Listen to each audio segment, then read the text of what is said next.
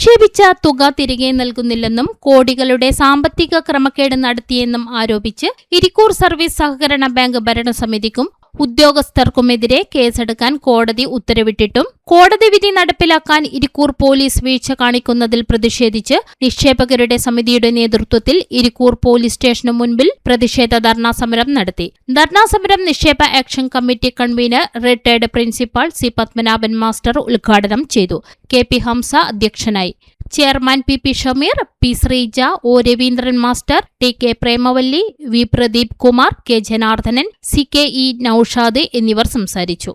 നിക്ഷേപകരിൽ ഒരു സ്ത്രീ തൊഴിലാളി കഴിഞ്ഞ ദിവസം പണം നഷ്ടപ്പെട്ടതിൽ മനംനൊന്ത് മരണപ്പെട്ടിരുന്നു. മക്കളുടെ വിവാഹം, മക്കളുടെ ഉന്നത വിദ്യാഭ്യാസം, ചികിത്സ, വീട് നിർമ്മാണം തുടങ്ങി നിരവധി ആവശ്യങ്ങൾക്കായി സ്വരൂപിച്ച വലിയ പൈസയാണ് മിക്കവർക്കും നഷ്ടമായത്. പലരും ആത്മഹത്യയുടെ വക്കിലാണുള്ളത്. നിക്ഷേപത്തുക കിട്ടുന്നില്ലെങ്കിൽ മരണം വരെ ബാങ്കിന് മുന്നിൽ അനിശ്ചിതകാല നിരാഹാരം കിടക്കുമെന്നും ഭാരവാഹികൾ പറഞ്ഞു. അതിനാൽ എത്രയും വേഗം നിയമ നടപടി സ്വീകരിക്കണമെന്നും ആവശ്യപ്പെട്ടു. അഡ്വക്കേറ്റ് മുഹമ്മദ് റിഫായി പാമ്പുരുത്തി മുഖേന നൽകിയ പരാതിയിൽ Kannur first class judicial magistrate രണ്ടാം കോടതിയാണ് ഉത്തരവിട്ടത്.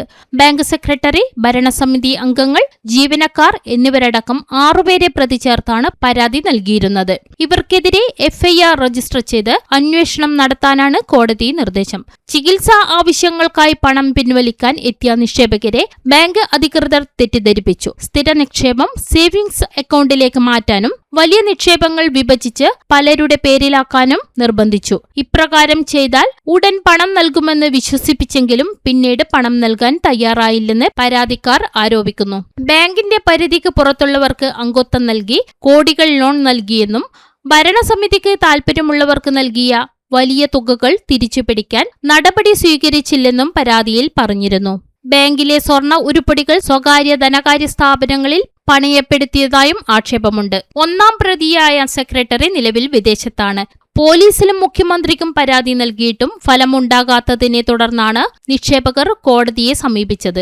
ഭാരതീയ നാഗരിക സുരക്ഷാ സംഹിത 210 വകുപ്പ് പ്രകാരമാണ് പരാതി ഫയൽ ചെയ്തത്. IPC 420, 408, 409 തുടങ്ങിയ വകുപ്പുകൾ പ്രകാരം FIR രജിസ്റ്റർ ചെയ്ത് കേസ് അന്വേഷിക്കാനാണ് ഇരിക്കൂർ പോലീസിനോട് കോടതി ഉത്തരവിട്ടിട്ടുള്ളത്. പി ശ്രീജയും അമ്മയും 2015 വർഷം മുതലും പത്മനാഭനും കുടുംബവും 2016 വർഷം മുതലുമാണ് ബാങ്കിൽ പണം നിക്ഷേപിച്ചു തുടങ്ങിയത്. പ്രതികളും ബാങ്ക് ജീവനക്കാരുമായ 2 പേർ തലശ്ശേരി ജില്ലാ കോടതിയിൽ മുൻകൂർ ജാമ്യ ഹർജി നൽകിയെങ്കിലും കോടതി തള്ളുകയായിരുന്നു. പ്രതികളെ അറസ്റ്റ് ചെയ്ത് നടപടി എടുക്കുന്നതുവരെ പ്രതിഷേധ സമരം നടത്തുമെന്ന് നിക്ഷേപകരായ റിട്ടയർഡ് പ്രിൻസിപ്പളും സമിതി ചെയർമാനുമായ സി പത്മനാഭൻ അറിയിച്ചു. നമ്മുടെ ബാങ്കിൽ അഴിമതി നടന്നു എന്നറിയുന്നത് 2025 ഏപ്രിൽ മാസം ബാങ്കിൽ പണം എടുക്കാൻ പോയപ്പോൾ ആണ് അറിയുന്നത്. സെക്രട്ടറി വരുന്നില്ല, ബാങ്കിൽ വരുന്നില്ല, ബാങ്കിൽ പ്രശ്നമാണ്. അപ്പോൾ പിന്നീട് ബാങ്കിൽ സാമ്പത്തിക തിരിമറി നടന്നിട്ടുണ്ട്, അതുകൊണ്ട് ഇപ്പം പൈസ തരാൻ പറ്റില്ല എന്നും 2 മാസം വെയിറ്റ് ചെയ്യണം എന്നൊക്കെയാണ് പറഞ്ഞത്. അതിനുശേഷം സെക്രട്ടറിയെ സസ്പെൻഡ് ചെയ്തു. സെക്രട്ടറി വീട്ടിൽ ഭരണസമിതി കേസ് കൊടുത്തു. പിന്നീട് അധികം താമസിയാതെ ഭരണസമിതിയും രാജിവെച്ച് പോയി. അപ്പോൾ ഭരണസമിതിയും രാജിവെച്ച് പോയതിനു ശേഷമാണ് ബാങ്കിൽ ചെന്ന് പറയുന്നത് ഇപ്പം താൽക്കാലികമായിട്ട് ഇപ്പം പൈസ തരാനുള്ള മാർഗങ്ങളൊന്നുമില്ല, പണം വരുന്നില്ല, ലോൺ ആരും തിരിച്ചടക്കുന്നില്ല എന്ന രീതിയിലാണ് അവർ പറഞ്ഞത്. അപ്പോൾ അതിനുശേഷം അവർ 2 മാസം കൊണ്ട് തരാം, 3 മാസം കൊണ്ട് തരാം, പിന്നെ ഡിസംബറിൽ തരാം എന്നൊക്കെ പറഞ്ഞിട്ടുണ്ടെങ്കിൽ ഒന്നും നടന്നില്ല. അതിനുശേഷമാണ് ഞങ്ങൾ കുറച്ച് പേര് കോടതിയെ സമീപിക്കുകയും കോടതി ഇവർക്കെതിരെ FIR രജിസ്റ്റർ ചെയ്ത് അന്വേഷണത്തിന് ഉത്തരവിടുകയും ചെയ്തിട്ടുള്ളത്.